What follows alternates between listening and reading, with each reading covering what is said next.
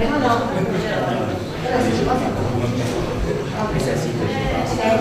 so copiare cerco di informazioni.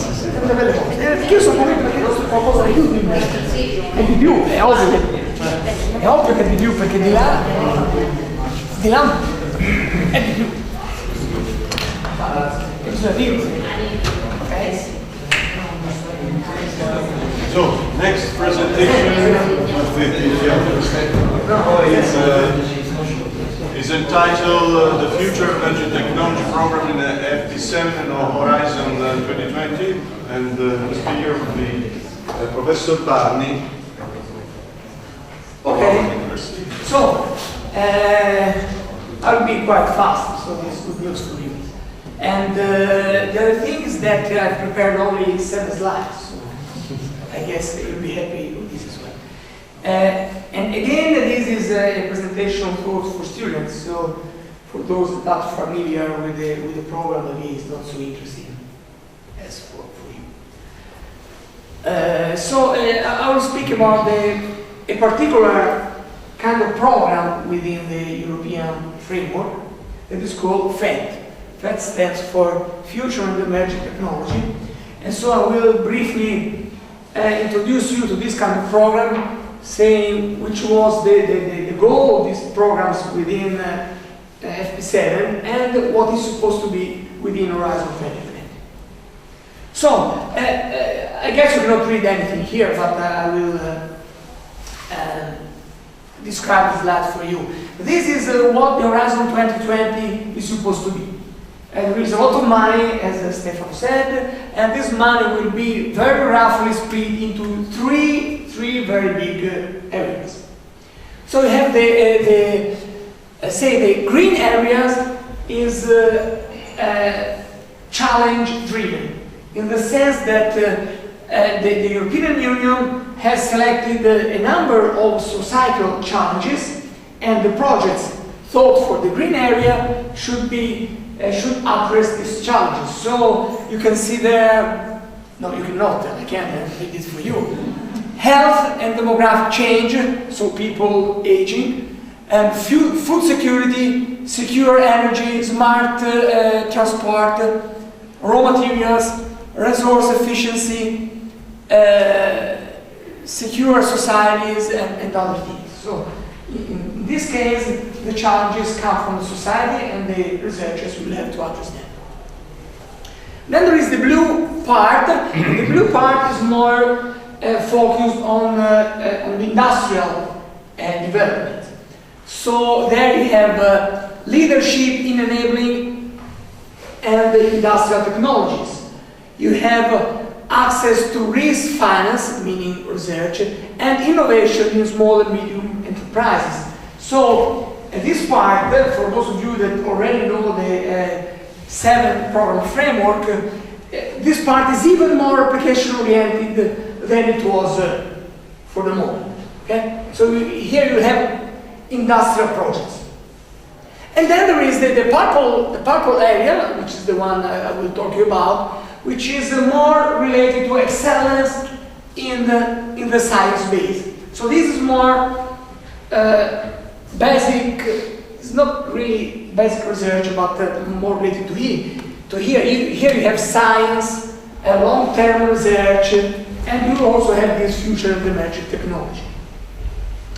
And here you have, in the purple area, you have 4 lines that are, one is the ERC. ERC is the European Research Council that is supposed to finance, to fund very basic research. They call this frontier research. Then you have FED, I will speak about that afterwards. Then you have Marie Curie, that, as Stefano said, is a program thought for student mobility, for research mobility. And then you have research infrastructures. So this part here is thought to build new infrastructures that can be the basis for innovative research. So I will speak about this part here. So what is the FET mission? This is a quadrant, a table, that is often used to categorize, to classify different types of research. And you have two axes here, because on the horizontal axis you have what the European Union calls consideration of use. How the research that you are going to do can be applied in practice. How application-oriented is. While on the vertical axis you have the case, the need to investigate it, fundamental understanding that is interesting for the humankind in general. So understanding nature, understanding physics, understanding the human brain, understanding society, whatever. And it's interesting because according to the answer yes or no about the two axes, you have different kinds of projects. I would say three because of course nobody wants to stay here because research here is not so interesting. Okay? Maybe you can put teaching here, but you only have to teach and not discover anything more. So, and to each of these sectors, these guys have associated a scientist that in a sense is prototypical for this kind of research. So, if you do not have any consideration for the use of your research, and you are trying to answer some fundamental questions about the humankind or nature, then this is very, very pure and basic, non-applied research. And the prototypical kind of this research is born, or I mean, you can argue that this nuclear analysis then led to important developments, but in principle, this is very basic research. You can think about the universe, astronomy, and this kind of stuff. This is pure research. Then you can have a research that say yes and no, so it is that they don't care about answering fundamental questions about understanding of our world, and is very careful about the use of the research. Then you're here, then it's called pure applied research. And the prototypical example is Edison, that invented the lamp. And then you have something in the middle, where you both consider fundamental questions and you are interested in the practical use of what you're doing. And this is the Pasteur quadrant, because Pasteur is thought to be a man that stays somewhere in the middle. And the different part of the European program addresses these three possible quadrants. So if you consider the old ICT program, that could be the industrial-oriented research, the old ICT stayed here. So it was pure applied research. There was no intention to solve fundamental problems of the humankind. They only want to do some research that was possible to apply in real life immediately for the benefit of the industry. Then there is the ERC. ERC is the European Research Council that it also gives money for not so applied research, but in principle is dominated by poor science. If you look at the panels of the ERC, you will see that there are several sectors devoted to mathematics, to science, to physics, to astronomy, and all this kind of stuff. And there is also something for engineering, but not that much. So ERC is more or less thought to stay in the board quadrant. And then the best place for engineers like us is the Pasteur quadrant, where the Future and Emerging Technology program is thought to stay. In fact, it's called Future and Emerging Technology. So Future and Emerging means that it has to be something new, visionary, long-term, but then it's technology. It's not exactly science. You know the difference between science and technology. Technology is more applied. And so the FET program is thought to stay there. This is the general view. And now, how is the FET program split within the European framework? You have basically three kinds of FET projects, even if in the 7 program frameworks there were only 2, this and that. And even before there was only this one. I only have this. So there are 3 kinds of possible projects in the FET program. You have FET Open, you have FET Proactive, And then you have flat sheets. Fat open is a very typical bottom-up program. Anybody can come out with an idea and propose it. There is no particular target a priori.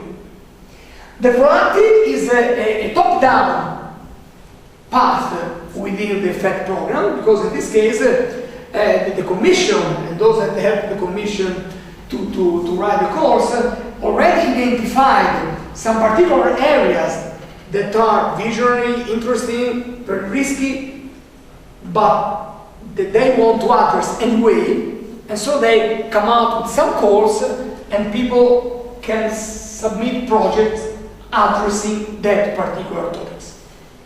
So this is bottom up and this is top down. And then you have the FET flagship, that is something new. This is a mixture, because at the beginning it was a bottom up, because the commission asked everybody, what would you like to do with 1 billion euros? So these are huge projects, as Stefan said. We're speaking about 1 billion euros in 10 years, but 1 billion is a huge amount of money for a project. So they say, if you had 1 billion euros, what would you do with that money? So some projects came out. There were 6 in the final tournament. 2 were selected, the graphene and the human brain project. And now, doesn't mean that those that propose that projects will get 1 billion euros, but this project will have several branches, there will be possibly call, involving other people and so on. So at the beginning it was a bottom-up, but then it is a top-down. But it's not clear how this will be implemented.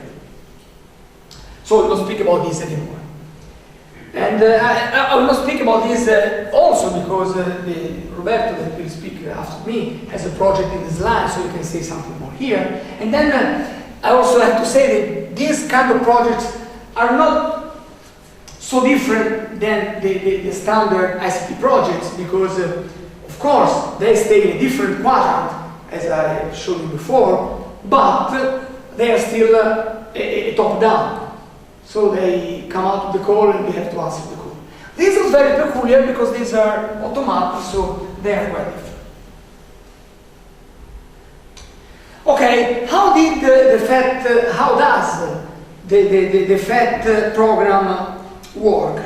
I can say how it worked in the FP7, because the Horizon 2020 is not out yet, so it's not clear how the FET program will be implemented precisely, even if you already have some ideas, and I will tell you about them at the end.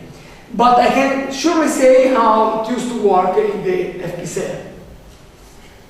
So the FET projects were typically 2-step proposals, because you had to come out with a very, very simple idea in the first step, just 5 pages, anonymous. So you have an idea, you explain this in 5 pages, you do not even say who you are, and the first step will be based only on these 5 pages.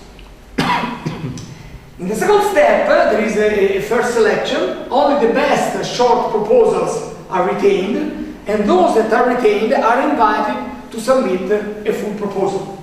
At this point, you have a standard full project whose size can be from 30 to 50 pages, like usual. And these projects can only be stretch projects, so not very big projects, because these are supposed to be new ideas, very risky, very hot, so they want to be flexible and easy. Not so much money, but you may want to experiment very easily what you have in mind. Okay, that's it, basically. But this kind of scheme has some drawbacks and some pros. The pros is that the procedure is very, very light at the beginning. Everybody say, well, there is a deadline in a week. Why not submit in a FET open project? You only have to write 5 pages. You can beat the consortium. Usually the consortium is not big. 4, 5, 6 partners, no more than that, but usually 4 or 5. 3 countries, as usual. But then writing the proposal is just a matter of a week or 2. So a lot of people submit proposal because in the beginning the procedure is very light. And then it's very, very nice that the scheme is open in the sense that it is a bottom-up. You don't need to have an idea that matches what the European Commission wants. Any idea is good. If you have an idea, you can submit it, and this is done. It is also good that the first stage is anonymous, so they will not judge you according to how prestigious you are, how good you are. They will only judge the idea, which is also good. There are also some drawbacks, and the idea is that the two-step procedures means that it takes a long time before the project starts. Because submitting the short proposal usually takes 3-4 months before this is reviewed. Then you have 1 month or so to submit the full proposals, and then you also have to wait another 3-4 months before you have the final results. So it can easily pass almost 1 year from the moment where you submit the proposal to the moment when the proposal is actually funded. So this is not good, and I think this is the reason why this process is going to change for the Horizon 2020. And the other drawback for us, not for the European Commission, is that this scheme is very, very competitive. The number of proposals that are accepted is very, very low.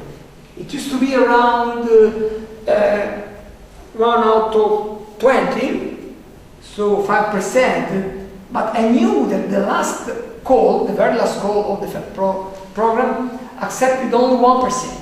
Oh, excuse me, 2%. So 1 out of 50 projects, which is almost like winning the lottery, more or less.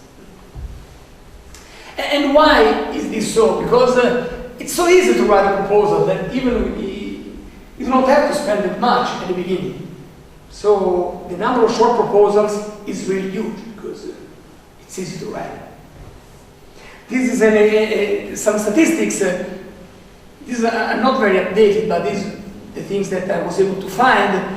Between 2008 and 2010, this is the number of proposals submitted for each batch, but you can only consider the last column.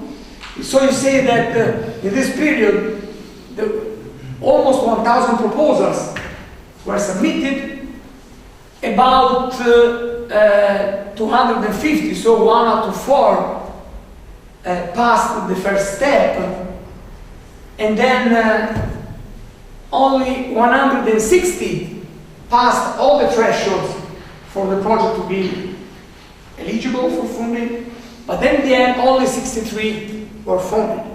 So this means less than 1 out of 10. It's about 1 out of 6 or 7. And now things are even worse. Okay? So this is very competitive. In Horizon 2020, a few things will change, not that many, but a few things will change. First of all, in FP7, the FED program was thought only for ICT projects. So it was reserved to ICT. So, okay, it was very competitive, but at least you didn't have to compete with the people from other fields, like, say, humanities or physics or health or so. It was only for ICT. It will not be anymore like this in the future. And then the procedure is going to change. The very, very last call of the FED program, it was closed in January, launched this so-called X-Track program. The X-Track, it was a pilot to understand whether a different scheme could work for FED projects. So the idea was to test this kind of a scheme, that we'll tell you about in a minute. And if this is successful, it is expected that this could be implemented in the Horizon 2020. So, what does happen now? First of all, the procedure will be more similar to ERC projects, so easier to manage. So, light projects, not so much burden from a management point of view. Of course, from a target point of view, you know, ERC stays in the board quadrant, while FED stays in the posterior quadrant. Then this will become a single-step submission. So you only have to write 10 pages overall, and then you're done. So your project will be only 10 pages. 8 of them will be anonymous, and the last 2 will be with your name on.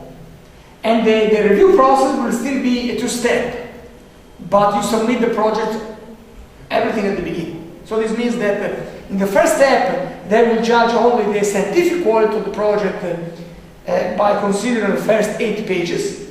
And in the second stage, those that are retained will be reviewed based only on the name of the people, the group, the consortium, and so on. So at the beginning, they will consider questions like the usual what, why, and how, and then the why me, only in the last step. But of course, this is not written on stones, because they launched this pilot in January, and according to whether this will be successful or not, they will adopt this in the Horizon 2020 or not, and modifications are surely possible, because I mean, at least from my point of view, there are some critical points that will need to be addressed. But we will see how this works. I mean, I have submitted 2 proposals there, and I will see whether this works or not, if they are able to review everything in time. So this is basically, I will only say a few words about my experience with the FET projects. I love them. I mean, I have had 4, but one was a network. So 3 projects, 3 European projects in the last years, and all of them are FET projects, because I really like them. If you consider this quadrant with the Bohr, Edison, and Pasteur, I really think that the Pasteur box fits the engineering research, because of course we could also like basic research, but basic pure research is not, I mean, can be for us, but engineering is more for applied research. I mean, we're not studying the stars. On the other side, I mean, for the university, you are in the academia, we usually don't like, at least I don't like very much, very applied research. I mean, so studying things a bit in general, trying to generalize, answer some very general question. I mean, advance the human knowledge is still something that is interesting. So, at least from my point of view, the FET balance between applications and pure research is a very good balance. So that's why I like it very much. And it seems that a lot of people like it because there are many submissions.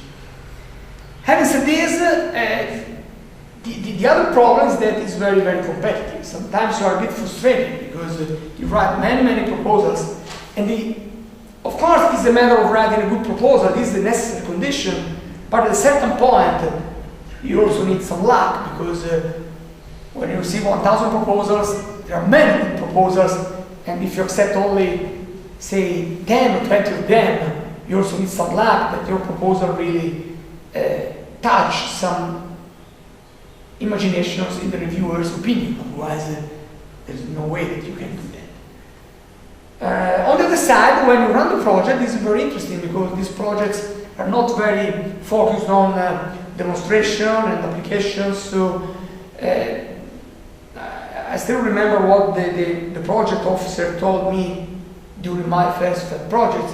He used to tell me, well, don't think about me, the reviewer, when you do your research. Just think about speaking to your colleagues, like going to a conference or so. And this is excellent for us, because this is what we like to do. We don't want to spend too much time on paperwork and preparing demonstrators and so on, even if things are changing a little bit, even within the FET program. That's it, I would say. I think that, okay, you think this may be very interesting for you, because lately the European Commission also launched a young explorer FET program. So, very similar to this, but taught for young people. You need to have a PhD at least, but once you have a PhD, there is a specific FET call for young people.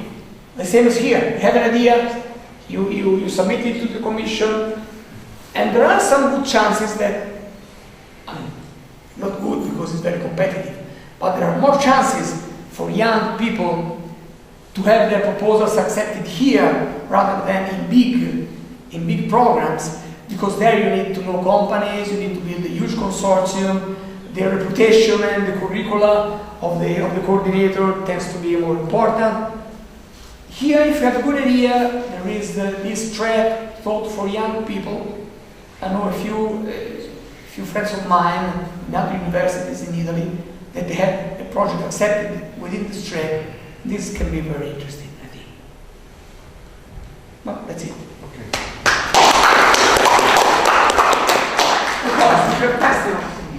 Questions? How about ERC? Do you know what's going on ERC grants? Since you mentioned them. Okay, I also try to apply something there. And I can tell you what happened in the past, and what's going to happen in the future, I exactly don't know. And the ERC grants, this could be also interesting for you. The ERC grants are for more basic research.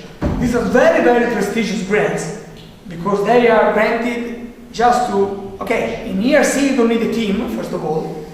Basically they are granted to single groups.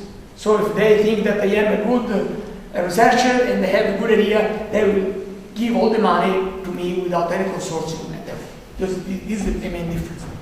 These are very prestigious because there is big money around. An ERC project can be easily more than 1 million euros for a single group. So this tends to be like the big projects in ICT, but for basic research and without the burden of paperwork, consortium meetings, and you stay at your home and you do your research.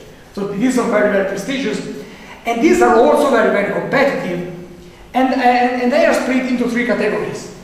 There are the advanced ERC grants, there are the starting grant, and the starting grants are and the consolidator grants. So starting grants are for people that got their PhD since a few years. 7. Huh? 7. Less than 7. Less than 7. If this is between 7 and 10, then this is a consolidation. So for people that are starting being senior but not a senior. Then there is the advanced grant for people that got their PhD more than 10 years before. These are very competitive. I usually say that every year I buy the ticket for the lottery. Maybe sometimes you can win. My impression is that I'm not so expert like in FET, but the review process tends to be very, very tough. I mean, the first time that I applied, I received 9 reviews. 9 reviews, and I would say that at least 6 of them were very, very good, not in the sense that the project was judged well, but very good in the sense that what was written there was really true. They really understood the project. 3 of them, not much, but at least 6 of them, they were good. So, I mean, the feedback that I got was good. And as all the other programs, what I know is that even in ERC, they are in a pause situation now because they're waiting that the Horizon 2020 will start. But I think, at least rumors say that there will be even more money in ERC in Horizon 2020 than it was before. Yeah, that should be... That's what is said around. Inside. Let me add a couple of things about this ERC, which was in the ideas sector in FP7, while in H2020 are in the so-called excellent science. Excellent science, so, exactly.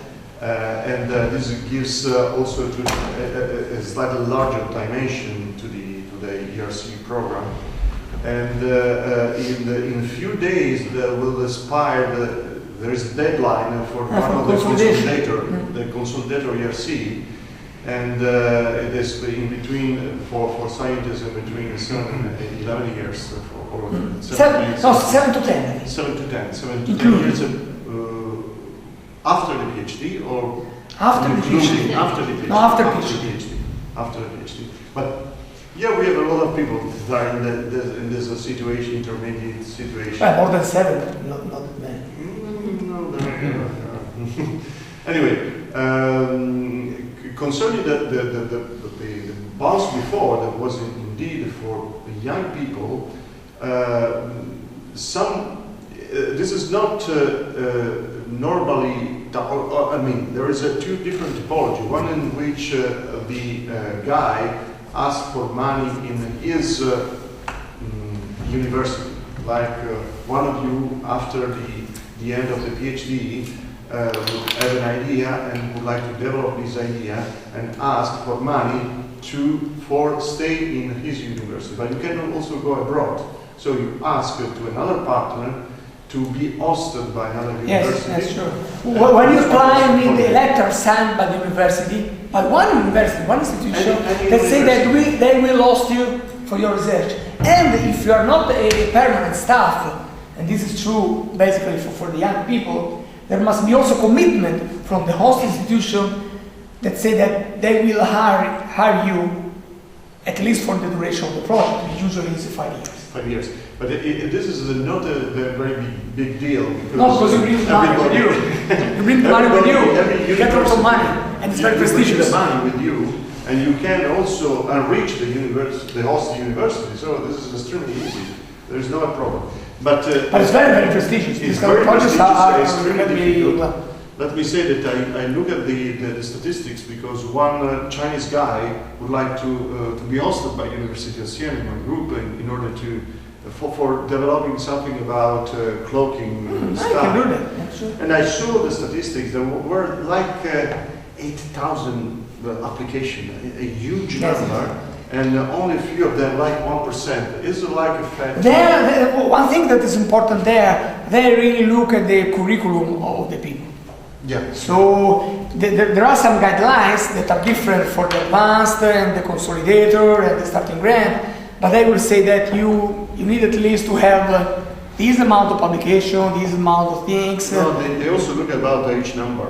I know that in ICT... Yeah, there is no strict rule, but you need to have a good number of citations, especially if you are in the consolidation and advanced grant. Otherwise, they will not consider you. There is an explicit mark for your career. So, if you want to do it, you can do it, but we have to publish a lot, to have a curriculum at the end of PhD, which is... Take PhD before. This is the first step, having a huge curriculum. But you can also gain a lot of money in doing that. Well. So